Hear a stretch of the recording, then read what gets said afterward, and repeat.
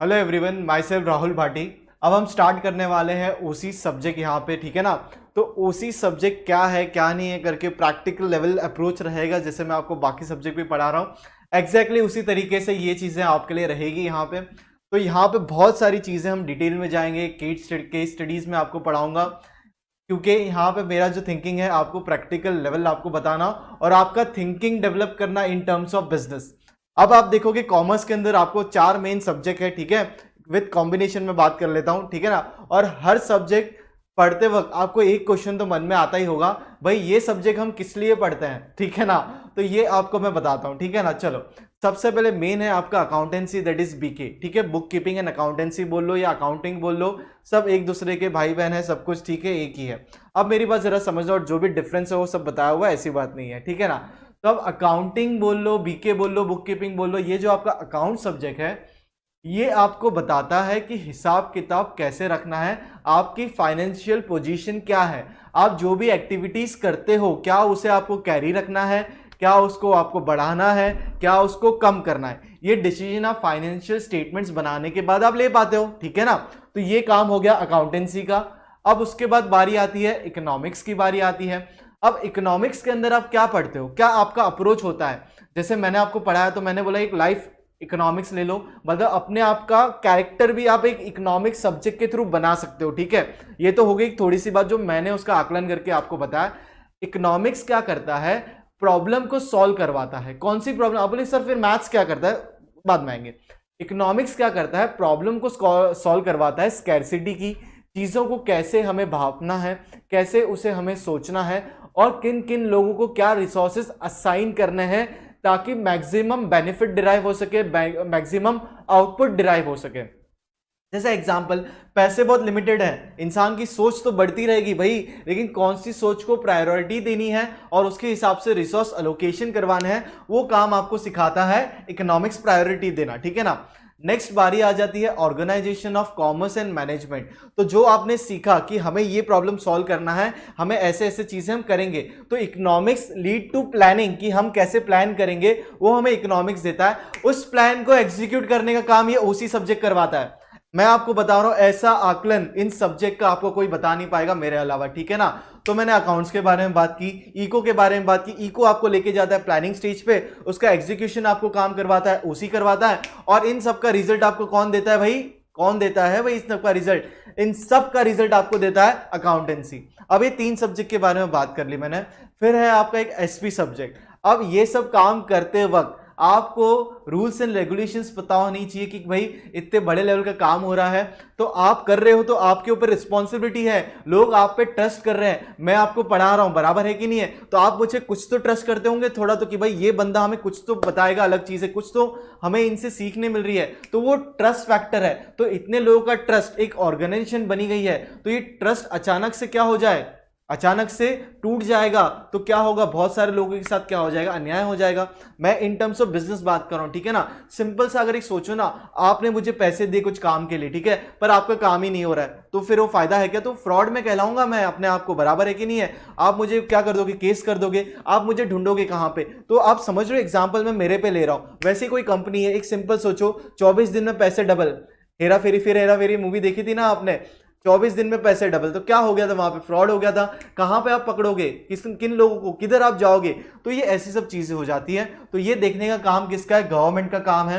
तो ये गवर्नमेंट अपनी पावर्स एक्सरसाइज करती है थ्रू एक्ट। तो जब बड़ी कंपनियां होती है तो नहीं, कंपनीज एक्ट फॉलो करना पड़ता है 2013, तो जिसके बारे में आपको पता चलता है एसपी से कि तरीका काम का क्या होना चाहिए। इकोनॉमिक्स बताता है काम करो, कौन सा काम करो, ये आपके सोच के ऊपर बताता है, मतलब लिखा हुआ नहीं कि भाई ये काम तुमको करना है, नहीं, आप कैसी सोच डेवलप करते हो, आप क्या सीखते हो, तो काम क्या करना है, कैसे करना है, ये डिसीजन लेने में इकोनॉमिक्स मदद करता है। उसे डायरेक्शन कैसे काम को करना है, ये कौन बताता है भाई, ओसी बताता है कि भाई क्या क्या करना है, कैसे करना है, क्या टाइम पे होना चाहिए, क्या प्रॉफिट्स होंगे, क्या होगा, एस्टिमेशन वगैरह, तरीका, सब कुछ वो बताता है। उसके बाद बारी आती है एसपी सब्जेक्ट की। वो आपको क्या ज्ञान देता है कि जो भी आप कर रहे हो वो एज पर लॉ है कि नहीं है, रूल ऑफ लैंड जो बोलते हैं वो फॉलो हो रहा है कि नहीं हो रहा है। फिर आई बारी मैथ्स की। मैथ्स भाई सिंपल सा बात है, बिना मैथ्स के कैसे काम चलने वाला है, तो मैथ्स का भी अपना ही इंपॉर्टेंस है वहाँ पे, जो आप स्टैटिस्टिकली आप सीखते हो।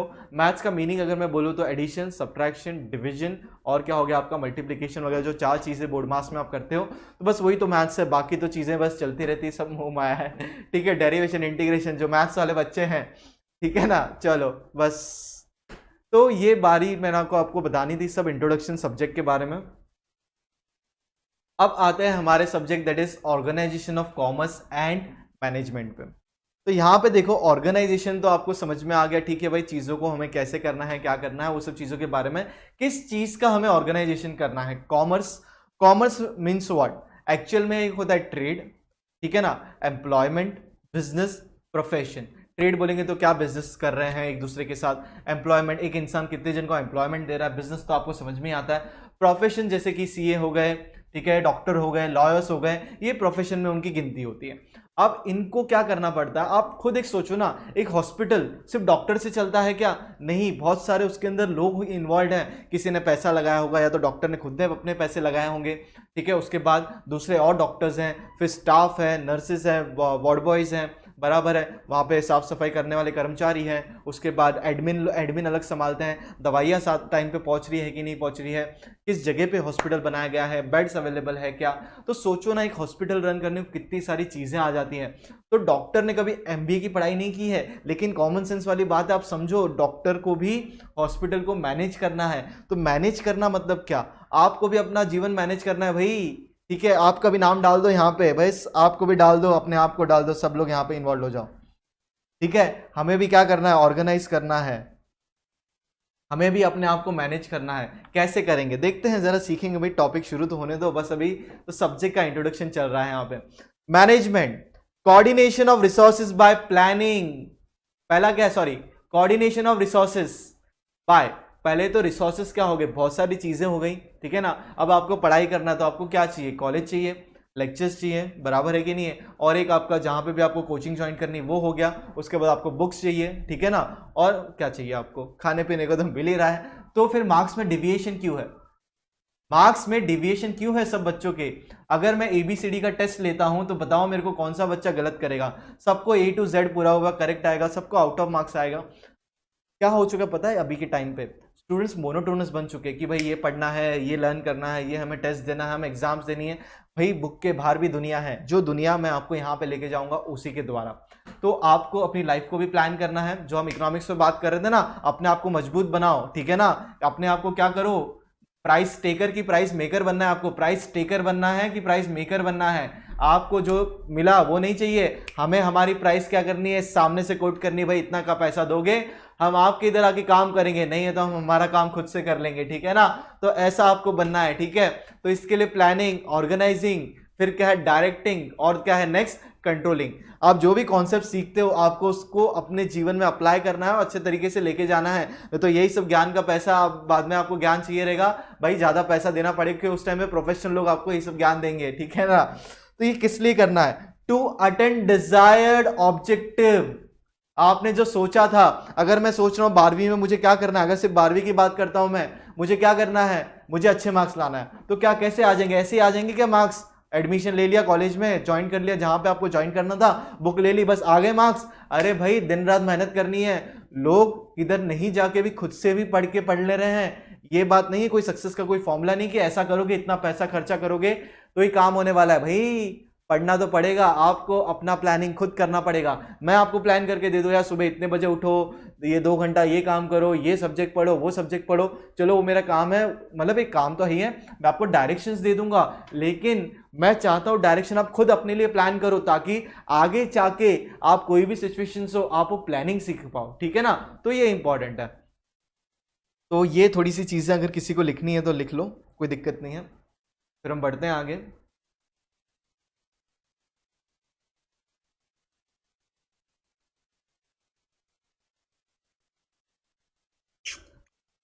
ऐसा जो सब्जेक्ट को मैंने एक दूसरे के साथ पिरोया है ना, ये आपको किधर भी मिलने वाला नहीं है, ठीक है। ये सब चीज़ें भी बहुत सारे एक्सपीरियंस से आती है, बहुत सारी चीज़ें पढ़ने पे, देखने पे, रिसर्च के बाद हमें पता चलती है, ऐसे ही नहीं है कि बस कहाँ से देखा और काम हो गया।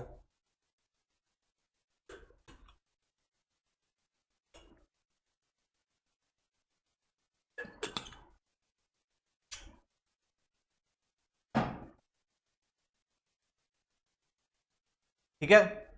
तो अब हम क्या करने वाले हैं यहाँ पे, केस स्टडी सबसे पहले हम चालू करेंगे। आपको पता तो चलना चाहिए कि एक लेवल, सोच का लेवल क्या होता है एक बिजनेस जब किया जाता है, ठीक है ना। तो उस मुकाम पे मैं आपको लेके जाऊंगा यहाँ पे केस स्टडी के द्वारा।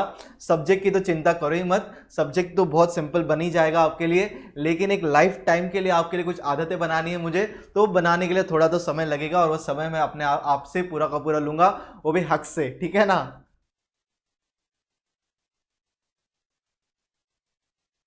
तो क्वेश्चंस पे तो हम आ जाएंगे, ठीक है, कोई टेंशन वाली बात नहीं है। बात करते हैं यहाँ पे बालाजी वेफर्स, सुना होगा, खाया भी होगा, ठीक है। बालाजी वेफर्स हर दुकान पे आपको दिखते होगा, पैकेट्स है। अभी मैं प्रोडक्ट्स की तो बात करके कुछ फायदा नहीं है, कितने प्रोडक्ट्स है आप नाम गिना दोगे, बराबर है कि नहीं। वेफर्स है, कितने फ्लेवर्स में अवेलेबल है, क्वांटिटी है, क्या प्राइजेस है, 5 रुपए, 10 रुपए, 30 रुपए के पैकेट्स। फिर वेफर्स के साथ साथ नमकीन वगैरह सब कुछ बना रहे, बराबर है। हल्दीराम को भी टक्कर दे रहे हैं अपने अपने सेगमेंट्स में। तो फिर बात करते हैं इनके बारे में। हर स्लाइड में आपको 4-4 पिक्चरें दिखती रहेगी, और हर पिक्चर का एक महत्व है, ठीक है। तो ये स्टोरी के रूप में थोड़ा बहुत चलते रहेगा। आप स्केल समझो, ठीक है, क्या समझो, स्केल समझो, किस स्केल में काम हो रहा है। अब आपको एक तरफ तो दिख रही है, फैक्ट्री दिख रही है, फैक्ट्री दिख रही है, उसके बाद आपको नीचे कुछ लोग दिख रहे हैं, एक स्क्रीन पे बात कर रहे हैं, मीटिंग चल रही है, कोई फॉरेनर दिख रहा होगा, अगर आपको दिख रहा नहीं है ये देख लो। एक एक पिक्चर पे मैं बात करता हूँ, ठीक है। ये बालाजी का क्या है, एक फैक्ट्री है, ठीक है। इस फैक्ट्री के अंदर कामकाज होता है, इतना तो हमें समझ में आता है। फिर ये रहा मीटिंग रूम, जहाँ पे ओनर प्लस जो हाई लेवल के जो की एम्प्लॉयज हैं, मैनेजर्स हैं, ठीक है, या हाई लेवल के जो मेंबर्स हैं इस ऑर्गेनाइजेशन के, वो यहाँ पे बैठ के कुछ डिस्कस कर रहे हैं वीडियो कॉल पे। फॉरेनर है जो कोरोना की वजह से आ नहीं पा रहा है यहाँ पे, ठीक है ना, तो कुछ उनसे सलाह मशवरे कर रहे हैं अपनी चीज़ों के लिए जो उनको कामकाज लेके जाना है, ठीक है ना। एक्सपर्टीज़ लगती है कुछ को लोग, एक अकेले इंसान के पास इतनी एक्सपर्टीज़ नहीं होती है। तो एक चीज़ यहाँ पे आपको समझ में आ रहा है, डिस्कशन, मीटिंग्स, ठीक है, फॉलो अप, समझ रहे हो क्या बोल रहा हूँ मैं। तो ये चीज़ें भी आपको अपनी लाइफ में डालनी है, डिसिप्लिन, डिस्कशंस, मीटिंग। आप क्या बनना चाहते हो, क्या आप कौन सी फील्ड चूज करना चाहते हो काम के रूप में, उन लोगों से मिलो जो लोग वहाँ पे काम कर रहे हैं ऑलरेडी, उनसे पूछो कि हमें तैयारी क्या करके रखनी है कि जब हम एंट्री करें इस मार्केट में और हमारे पास वो स्किल्स क्या हो पहले से ही हो। तो ये चीज़ें हैं। फिर नेक्स्ट देखो, ये रहा प्लांट, दिख रहा है आपको यहाँ पे, ये क्या है, एक प्लांट है जहाँ पे इनका अंदर का इनसाइड प्लांट है, जहाँ पे ये लोग क्या कर रहे हैं, मैन्युफैक्चरिंग कर रहे हैं यहाँ पे वेफर्स की, बहुत सारे प्रोडक्ट्स की, ठीक है ना। तो उस पर तो आएंगे। और सबसे पहले इनका रॉ मटेरियल क्या है, इंपॉर्टेंट, पोटैटो, आलू, ठीक है। आलू से क्या बन रहा है, वेफर बन रहा है। आप आलू तो खरीदते हो, बाहर दुकान पे मिलता है, पर जब वो पैकेजिंग लग जाता है तो आप उसे 5 रुपया 10 रुपया देके जो भी हो आप खरीदते हो। तो ये तो अभी आपको बहुत एक छोटा मोटा लग रहा होगा कि यार क्या सिंपल सा काम चल रहा है। कभी आपको मौका मिले ना, कोई भी फैक्ट्री अगर आपके आजू बाजू में हो, इस स्केल की कोई भी मैन्युफैक्चरिंग कोई भी चीज़ की हो, आप वहाँ पे जाइए। आप स्टूडेंट हो, ठीक है, आपको वहाँ पे एंट्री दी जाएगी, मेरी बात समझना, पर आपको वहाँ पे हल्ला गुल्ला करने नहीं जाना है। वहाँ पे आपको मैन्युफैक्चरिंग प्रोसेस देखने जाना है, वो स्केल का काम देखने जाना है। वहाँ पे जो इंजीनियर्स लोग हैं, वहाँ पे जो फैक्ट्री वर्कर्स हैं, जो वो काम कर रहे हैं, उनको आप बोलिए एक बार हमें फैक्ट्री विजिट करनी है। 2 दोस्त अगर मिलके जा पाओ तो ज़रूर जाना, ठीक है। अपना आईडी लेके जाना कॉलेज का, और बोलना हमें सीखना है, हमें प्रोजेक्ट बनाना है आपके ऊपर। तो आपको खुशी खुशी आपको अंदर लेंगे, आपको चीज़ें बताएंगे, ठीक है। तो ये चीज़ ध्यान में रखना। अब ये देखिए, ये इनका प्लांट का बाहर का पिक्चर है, ठीक है, दिख रहा है कि नहीं आपको, क्लियर है। तो सोच लो इस जगह को मैनेज करना, आप अपनी पढ़ाई मैनेज कर रहे हो, सोचो यहाँ पे कितने लोगों को मैनेज कर रहे हैं कंपनी वाले, ताकि आपको टाइमली डिलीवर हो। आप तो सिंपल एक इतना सा ध्यान में, मम्मी हमें 10 रुपये दीजिए, हमें वेफर खानी है, नाश्ता करना है, या जो भी उनका जो स्नैक्स है वो प्रोडक्ट आपको खरीदना है। गए भैया के पास, वो पैकेट इस तरीके से लटका हुआ है, आपने ले लिया, पैसे दिए, भाई उसके पीछे की कहानी यहाँ पे मैं आपको बताने का काम कर रहा हूँ। ये देख लो, प्रोसेस हो रहा है, वेफर एक जैसे बन रहे हैं यहाँ पे पूरी की पूरी मशीन से। ये रहा फाइनल प्रोडक्ट। अब देखो यहाँ पे इनके पास 4 मैन्युफैक्चरिंग प्लांट्स हैं, राजकोट में है, वडोदरा में है, वलसाड़ में है, और एक कहाँ पे, इंदौर में है। तो ये तो फैसिलिटी जो आपको बताई मैंने, ये एक फैसिलिटी है, ये ऐसी ऐसी 4 फैसिलिटी मैनेज कर रहे हैं। कितनी फैसिलिटी मैनेज कर रहे हैं, 4, राजकोट, वडोदरा, वलसाड़ और क्या है, इंदौर। जो दूसरे स्टेट में है, 3 तो आपके गुजरात में ही हैं, दैट राजकोट, वडोदरा और आपके वलसाड़ में। स्केल देखिए इनके काम का, 2.1 billion wafer PACS per year. Billion कितना होता है जरा गूगल कर लो भाई, सब मैं ही बताते रहो। Total length of packets when put back to back 3,28,500 kilometre. अगर वो पैकेट्स को वो एक साथ बिछाना शुरू कर दें तो अर्थ के 8 चक्कर लग जाएंगे, अर्थ के 8 चक्कर लगने वाले हैं, ठीक है। अर्थ सर्कमफरेंस इज 40,075 किलोमीटर। तो यहां पे इन लोग सोचो 3,28,500 किलोमीटर का डिवाइड कर लो, 8 के आसपास का फिगर मिलेगा। तो इतने पैकेट्स हो जाते हैं, ये बनाते हैं जो प्रोडक्शन करते हैं। कब प्रोडक्शन करते हैं? एक साल के अंदर, जो पूरे पृथ्वी का 8 बार आप उसको क्या कर सकते हो, रैप कर सकते हो। समझ रहे हो? पैकेजिंग मशीन दिख रही है आपको यहाँ पे लास्ट में। पैकेजिंग भी कैसे हो रहा है? पूरा का पूरा ऑटोमेटिक, एक जगह से प्रोडक्शन हो रहा है, आ रहा है, मशीन में जा रहा है, और पैकेजिंग देख लो किस तरीके से हो रही है, पूरी की पूरी मशीन से सील पैक चीजें आपके पास यहाँ पे डिलीवर किया जा रहा है। अब ये कहानी ऐसे ही शुरू हुई थी क्या? आपको क्या लगता है बस ऐसे ही बड़ा प्लांट लग दिया था बालाजी ने, ऐसे ही बड़ा प्लांट लगा दिया था क्या एक साथ मिलके कि भाई पैसे है बहुत सारे पड़े थे उनके पास? ये कहानी शुरू होती है यहाँ पे, जो ओनर है यहाँ पे,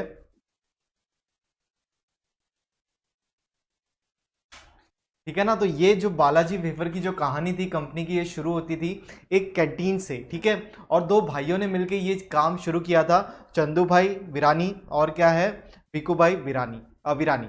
तो इन्होंने जो काम का शुरू किया था, इनको इनके पिताजी ने पैसे दिए थे, खेत बेच के 20,000 रुपये दिए थे। तो उसके बाद इन्होंने कुछ फार्म इक्विपमेंट का बिजनेस कुछ मतलब करने की कोशिश की थी, उन्हें उसमें लॉस हुआ।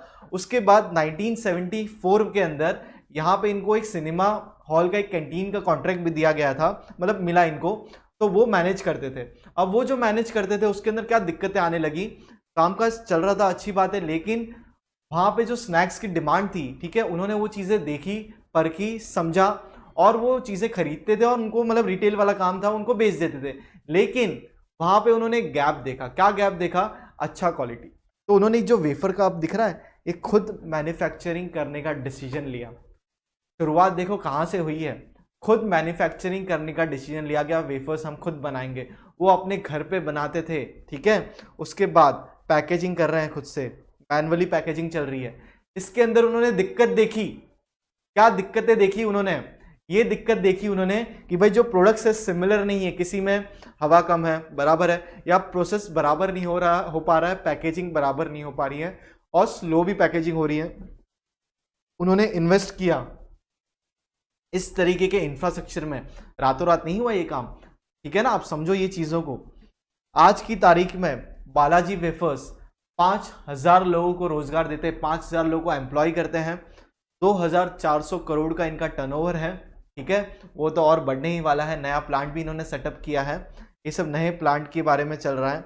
अब आपको दिख रहा है यहाँ पे R&D, research and development, heart of business होता है। ये यहाँ पे अपनी टेस्टिंग करते हैं। किस चीज़ की टेस्टिंग करते हैं? नया प्रोडक्ट कौन सा मार्केट में लाना चाहिए, ठीक है, कौन सा प्रोडक्ट, उसकी टेस्टिंग की जाती है बाकायदा। क्या करते हैं? टेस्ट करते हैं, टेस्टिंग करते हैं, क्या फ्लेवर्स होने चाहिए। उसके बाद वो क्या करते हैं, अपने घर के मेंबर्स को ही इस तरीके से देखो सैंपल पहले रेडी करते हैं। मास प्रोडक्शन तो बाद में होता है, ठीक है। ये जो है उनके बेटे हैं, चंदू भाई या भिकू भाई के किसी के बेटे हैं, मुझे इतनी जानकारी नहीं है, ठीक है ना। तो ये पर फैमिली मेंबर है, वो बिजनेस का पूरा यहाँ पे ध्यान भी रखते हैं। तो पूरा का पूरा फैमिली यही कंट्रोल करते हैं बिजनेस को यहाँ पे। तो फैमिली बिजनेस देखो कहाँ पे, किस लेवल पे पहुँच चुका है, कॉर्पोरेट लेवल पे पहुँच चुका है। ये भी अपने आप में केस स्टडी है। उसके बाद इन्होंने अपने फैमिली मेंबर्स को इन्वाइट किया यहाँ पे देखने को कि टेस्ट वगैरह कैसा है, क्या उनका फीडबैक है। तो आप सोच रहे हो यहाँ पे कंपनी सबसे पहले अपने फैमिली मेंबर्स को बुला रही है ताकि उनसे फीडबैक मिल सके। यहाँ पे देखो पैकेट, बच्चे आ रहे हैं, कौन सा कलर उनको अट्रैक्ट करता है, कौन सा पैकेजिंग तक भी ध्यान रखना पड़ता है। इतनी छोटी आप सोचो एक आलू, ठीक है, जो आपको स्टार्टिंग में दिखा है, क्या लेवल तक पहुंचाया गया है यहाँ पे कंपनी के द्वारा। और ये इंडियन कंपनी है और ये क्या कर रही है, लेस से कंपटीशन ले रही है। चीटोस जो है बराबर है, तो यूएस के इतने बड़े बड़े जाइंट्स है, इतने साल से वो लोग मैन्युफैक्चरिंग कर रहे हैं ये सब प्रोडक्ट्स का, और उनको कंपटीशन दे रही है Indian company that is Balaji wafers. आप समझो ये चीज़ों को, और क्वालिटी प्रोडक्ट्स डिलीवर करवा रहे हैं, ठीक है। मैं ब्रांड एम्बेसडर नहीं हूँ कंपनी का, मैं आपको स्टोरी बता रहा हूँ, ये केस स्टडी के रूप में आपको बता रहा हूँ मैं। उसके बाद एक चीज़ आपको समझ में आई, वेफर्स बना रहे हैं तो पोटैटो इस सबसे इंपॉर्टेंट है। ये जो सबने देखा ना ये एलिमेंट, सोचो पूरा का पूरा प्रोडक्शन लाइन है इनका, जहां पे टन्स ऑफ वेफर्स प्रोड्यूस किए जाते हैं दिन का, ठीक है ना। उसके बाद ये चीज अगर रॉ मटेरियल उनको नहीं मिलता है या रेट्स इतने ऊपर चले जाते हैं तो कैसे वो पैकेट में वेफर बेच पाएंगे उस प्राइस पॉइंट पे, क्योंकि साल भर के अंदर कभी भी वो प्राइसेस चेंज नहीं करते हैं, ठीक है ना। प्राइस 5 रुपया तो पैकेट का 5 रुपया ही प्राइस रहेगा, 6-7 नहीं होगा। क्यों नहीं होगा? उसका एक कारण है। फाई क्या है, जो ऐसा प्राइस है मल्टीपल है कि 5 रुपये इजीली मिल जाता है, 7 रुपये जो है किसी को 2 रुपये छुट्टे निकालने पड़ेंगे, तो लेन देन के लिए एक्सचेंज भी इजी है। तो आप समझो चीजों को, ये प्रॉब्लम जो है उसका सॉल्यूशन क्या निकाला है कंपनी ने। कंपनी अपने वेयरहाउस में स्टोर करके रखती है आलू, ताकि कभी प्रोडक्शन लाइन पे नया तो खरीदना है, ठीक है, लेकिन इतना टन्स ऑफ सप्लाई अपने पास होनी चाहिए। अगर कोई ट्रांसपोर्टेशन में कोई गुड्स अवेलेबल ना हो पाए, स्ट्राइक हो जाए, मार्केट कंडीशंस ऐसी हो कि उनको रॉ मटेरियल प्राइस पे नहीं मिल पा रहा है, आलू मिल रहा है लेकिन प्राइस इतने ज्यादा सस्टेनेबल ही नहीं है, वेफर बनाओगे लॉस में बनाओगे, क्या बेचोगे आप, फिर क्या प्रॉफिट होगा, कैसे इतने लोगों को सैलरी पे कर पाओगे क्योंकि रॉ मटेरियल का प्राइस इतना बढ़ गया है। तो ये उस टाइम पे क्या करते हैं, यहां से निकालते हैं और अपना प्रोडक्शन चालू रखते हैं। इन्वेंट्री यहां से निकाली, प्रोडक्शन चालू। जब मार्केट स्टेबल हो जाएगा और खरीद के यहाँ पे स्टोर कर देंगे, समझ रहे हो। और ये स्टोर इतने कोल्ड स्टोरेज के अंदर रखा जाता है, देखो पूरा का पूरा टेम्परेचर मेंटेन किया जा रहा है यहाँ पे, समझ रहे हो, ताकि वो खराब ना हो, टेस्ट वो का वही रहे, ठीक है, और बिल्कुल भी खराब नहीं होता है वो। उसके बाद ये दिख रहा है आपको प्रोसेसिंग प्लांट पूरा का पूरा इतना ठंडा रखा हुआ है यहाँ पे, पूरे के पूरे टन्स, आप पूरा का पूरा बिल्डिंग आलू स्टोर करके रखा गया है, इतना मैन्युफैक्चरिंग करना है इनको। उसके बाद वापस से प्रोसेसिंग के वहां से चला जाएगा। अब प्रोडक्ट तो बन गए, ठीक है, सब काम अच्छे से हुआ। दिख रही है पैकेजिंग मशीन, पहले काम कैसे हो रहा था,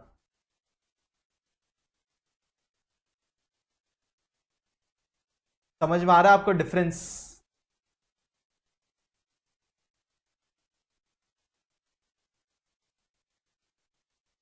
एक जन भी नहीं दिख रहा है आपको, पैकेट से को बन के बाहर निकल रहे हैं, ठीक है। ये उनकी कंपनी की इमेज है और कोई नहीं है, ये उनकी कंपनी के जो भी चीजें मैं आपको दिखा रहा हूं। उसके बाद बनने के बाद स्टोरेज, कौन सा प्रोडक्ट, इतने वैरायटी ऑफ प्रोडक्ट्स बनाते हैं, उनको स्टोरेज करके रखना है ताकि वो खराब ना हो। ये तो आप पैकेट खोलोगे और स्मेल आएगी और खराब मिलेगा तो सोचो उनका नाम कितना खराब होगा, आप अगली बार खरीदोगे नहीं। उन्हें कस्टमर सेटिस्फैक्शन उनका क्या है, करना है ना, तभी तो वो वापस से खरीदेंगे प्रोडक्ट्स को, कि मार्केट में वो नहीं तो पार्ले है, ठीक है ना, हल्दीराम है, उसके बाद लेज है, तो ऐसे तो बहुत सारे तो अवेलेबल है ही है ना प्लेयर्स। तो अब इनका स्टोरेज का ये देखो, पूरे के पूरे बिल्डिंग्स बना के रखी है, दिख रहा है 9 फ्लोर्स का क्या है इनका स्टोरेज कैपेसिटी है। और उसको भी मैनेज होता है बारकोड कंप्यूटराइज सिस्टम से, ताकि जब ऑर्डर आते हैं डिस्ट्रीब्यूटर से तो वो क्या कर सके, फटाफट वो उनको माल निकाले, ट्रक्स के द्वारा क्या कर सके, उन्हें डिलीवर कर सके।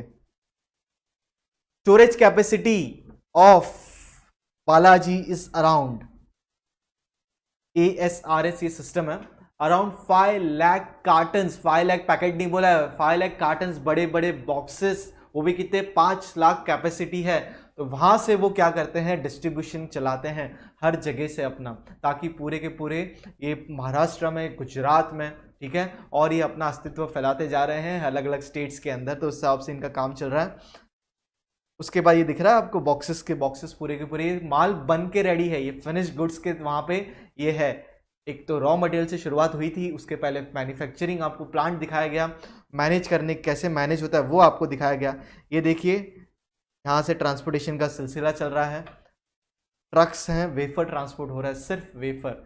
आपको सुनने में लग रहा होगा कमोडिटी, लेकिन क्या स्केल में काम हो रहा है यहाँ पे, दिख रहा है यहाँ पे। तो ट्रांसपोर्टेशन फैसिलिटी चल रही है इस तरीके से। ये इनके नए प्लांट का ओपनिंग हुआ है, जो लॉकडाउन के बाद इन्होंने, मतलब लॉकडाउन जब चला था वहाँ पे इनका प्रोडक्शन इनका था, एस्टिमेटेड डिमांड इनकी इतनी हाई है कि इनको ये प्रोडक्ट्स अवेलेबल करवाना है। तो एक और इन्होंने सेटअप किया है यहाँ पे अपना नया प्लांट, हाईटेक मशीनरी, फ्यूचर की डिमांड को ध्यान में रखते हुए फिनिश प्रोडक्ट। और ये वीरानी खानदान से है, बराबर है, उनके बेटा वो जो आगे बिजनेस रन कर रहे हैं, चंदू भाई तो रन कर ही रहे हैं, वो तो अभी है, लेकिन अभी आगे का मेहनत का भागदौड़ ये संभाल रहे हैं, बराबर है कि नहीं है। तो आप देखो ये लेवल ऑफ काम, ये मैंने को आपको क्यों बताना ज़रूरी था, ये बहुत ज़रूरी इसलिए था ताकि हम समझ सके। ट्रेड, आपने देखा क्या ट्रेड कर रहे हैं यहाँ पे, ये बिजनेस कर रहे हैं, बराबर है, कमोडिटी ट्रेड कर रहे हैं, वेफर, बहुत सारा जो स्नैक्स का मार्केट है, बहुत सारे स्नैक्स प्रोडक्ट करते हैं, एम्प्लॉयमेंट देते हैं 5 लाख लोगों को, सॉरी 5,000 लोगों को। अब इनका जो मैनेजमेंट करना है कैसे करेंगे, कोऑर्डिनेशन ऑफ रिसोर्सेज, जो रिसोर्सेज अवेलेबल है, कितना कैपेसिटी का उनका मैन्युफैक्चरिंग क्या बोलते हैं कैपेसिटी है, एक दिन भी काम बंद हो जाएगा तो कहाँ पे उनका दिक्कतें आ जाएगी, प्लानिंग करना, ऑर्गेनाइज करना, अलग अलग लोग हैं भाई, टेक्नीशियन चाहिए, इसके अंदर इंजीनियर्स चाहिए, काम करने के लिए लोग चाहिए, बराबर है कि नहीं है, रॉ मटेरियल टाइम पे आना चाहिए, अरे आलू ही नहीं होगा तो क्या करेंगे, डायरेक्शन देना है, कंट्रोल करना है सब चीज़ों को, समझ रहे हो, टू अटेंड डिजायर ऑब्जेक्टिव की लोगों को अच्छा स्नैक मिले और सही दाम पे मिले। तो ये आपको चीज़ें आपको बतानी थी यहाँ पे मुझे, ठीक है ना।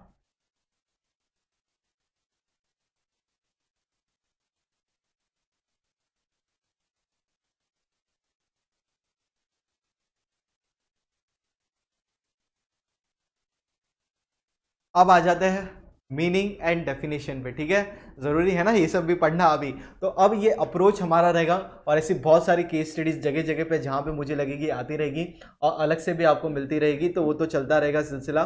तो यहाँ पे आपको मेरे को एक प्रोसेस बताना था, ये प्रोसेस पे आपको लेके पूरा का पूरा यहाँ पे दिमाग लगाना है इस सब्जेक्ट के बारे में। That is explain the nature of principal of management पे तो हम आएंगे, उसके पहले मीनिंग एंड डेफिनेशन देखते हैं, और चैप्टर का नाम है प्रिंसिपल ऑफ मैनेजमेंट। ये जो चीज़ें हैं ये 2 पार्ट में डिवाइडेड है आपका सब्जेक्ट, एक तो है कॉमर्स और क्या है मैनेजमेंट। तो पहले 2 चैप्टर है वो मैनेजमेंट को डील करते हैं, बाकी चीज़ें हम बाद में डिस्कस करेंगे। और ये सब जमा करने के लिए भी समय लगता है आपके लिए, ऐसा नहीं है कि बन जाता है सब कुछ। चलो, management is a process of coordination of resources by way of planning, organising, directing and controlling them so as to attain some desire objective. तो ये वही चीज था ना, मैनेजमेंट इज अ प्रोसेस, क्या चीज का प्रोसेस है भाई, of coordinating of resources by way of planning, organising, directing and controlling them. क्यों कंट्रोल करना जरूरी है, to attain some desirable objectives, ठीक है। ये तो पार्ट हो गया आपका मैनेजमेंट का। अब मैनेजमेंट ऑफ प्रिंसिपल टॉपिक था ना, तो प्रिंसिपल क्या है जरा देखो। Principle is defined as a fundamental truth और proposition that serves as the foundation for a system. आप समझो ये क्या है, एक ट्रूथ है, एक फंडामेंटल प्रपोजिशन है, मतलब क्या, एक सोच है जो क्या करती है, फाउंडेशन देती है उस सिस्टम में, हमें भरोसा है, हम उसके पार्ट है, हम हमारा क्या कर रहे हैं, एनर्जी दे रहे हैं उस ऑर्गेनाइजेशन को, ठीक है। तो ये कैसे आएगा, ऐसे आएगा, उन सबको एक सोच से जोड़ना है तभी तो काम करेंगे, ठीक है। तो principle is defined as a fundamental truth, मैं in terms of business relation में बात करके बोल रहा हूँ, ठीक है। अगर आप मीनिंग देखोगे तो अलग ही हो जाएगा। हम हमारे, जैसे हम बोलते हैं ना, हमारे प्रिंसिपल्स होते हैं कुछ लाइफ के, हम ऐसे हम अपने आप के कुछ रूल्स बना लेते हैं, ठीक है ना, तो वो चीजें हो जाती है। तो principle is defined as a fundamental truth और proposition that serves as the foundation for a system of belief और बिहेवियर और for a chain of reasoning. In simple words, techniques और system which give one directional result. ये क्या देता है, एक directional result देता है, कॉल्ड एज प्रिंसिपल। तो मैं आपको बात बता रहा था ना कि एक डायरेक्शन में आपका काम होना चाहिए, तो ये उस बारे में आपको जानकारी देता है। प्लीज आप थोड़ी देर इसको रीड कीजिए, फिर हम पढ़ते हैं आगे नेक्स्ट प्रिंसिपल ऑफ मैनेजमेंट को।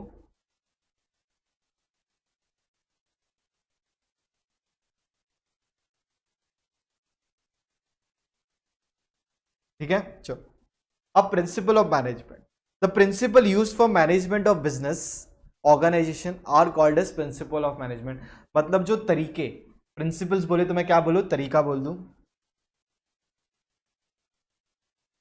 ठीक है। मैं लिख देता हूं, चाहिए तो rules, use for management, management मतलब क्या, कैसे आप करोगे, क्या नहीं करोगे, ठीक है ना। ऑफ बिजनेस कोऑर्डिनेशन था ना बहुत सारी, of business organisation are called as principle of management. अब ये आप ऐसे बुक से सीख सकते हो, या फैमिली कोई बिजनेस है आपका वहां से सीख लो, या दिमाग तो है ही, पैसा है ही, मतलब पैसा अगर आप उससे डीलिंग करते हो, कोई आपको बुद्धू तो बना के जेब से तो लेके चले नहीं जाता है, मतलब जब पैसे की बात है ना तो इंसान अपने आप दिमाग दौड़ा लेता है और चीज़ें सीख लेता है। तो अभी आपने देखा होगा बहुत सारे बिजनेसमैन हैं या जो भी है, या तो बी स्कूल से आते हैं, मतलब MBA वगैरह करके होते हैं, या अपने आप में उनका दिमाग ही वैसा होता है, या हम अगर बोल लें जैसे कि ये जो राजस्थान और गुजराती लोग बराबर है, वो अपने बिजनेस में पहले से ही बचपन से ही उन्हें दिमाग में रहता है उनके, तो घर से ही उन्हें वो चले आता है, वो एक अलग ही चीज़ हो जाती है। तो वो कहाँ से भी सीखो, जो फंडा आपको लगाना है लगाओ, बिजनेस में लग गया हो भाई, एकदम वैलिड है भाई, ठीक है ना, लेकिन लीगल तरीका होना चाहिए। This principle provide guidelines to manager to take decisions. ये जो बिजनेस के तौर तरीके हैं वो एक गाइडलाइंस प्रोवाइड करती है मैनेजर को, ताकि वो डिसीजन ले सके, क्योंकि डिसीजन लेना ही तो सबसे पहला पॉइंट है बिजनेस का। बालाजी वेफर उस दिन उन्होंने सोचा, क्या सोच रखी थी कि हम वेफर्स खुद बनाएंगे, आज वो कारोबार 2400 करोड़ का हो चुका है, आप समझ रहे हो चीजें। तो उस दिन तो उन्होंने सोचा नहीं था हम ऐसा काम करेंगे, पर उन्होंने ये जरूर सोचा था कि हम अच्छी क्वालिटी का प्रोडक्ट हमारे कंज्यूमर्स को देंगे, समझ रहे हो। तो सोच डिसीजन जो ली गई थी वही उनको मदद किया गया कि आगे जाके बिजनेस इस लेवल का करने के लिए। This business provide guidelines to manager to take decisions. Management principles are form to guide and influence the behaviour of employees. They focus on improving the overall efficiency of the organisation resources. तो अपने जो लोग हैं ना, वो जहाँ जो भी वो काम करते हैं उनको क्या करते हैं, सही तरीके से उनको रखते हैं, ताकि वो अपनी कंपनी समझे और अपनी कंपनी समझ के काम करे, और वो अल्टीमेटली क्या लगती है, पूरी की पूरी पावर लगती है एक बिजनेस को चलाने के लिए, ठीक है।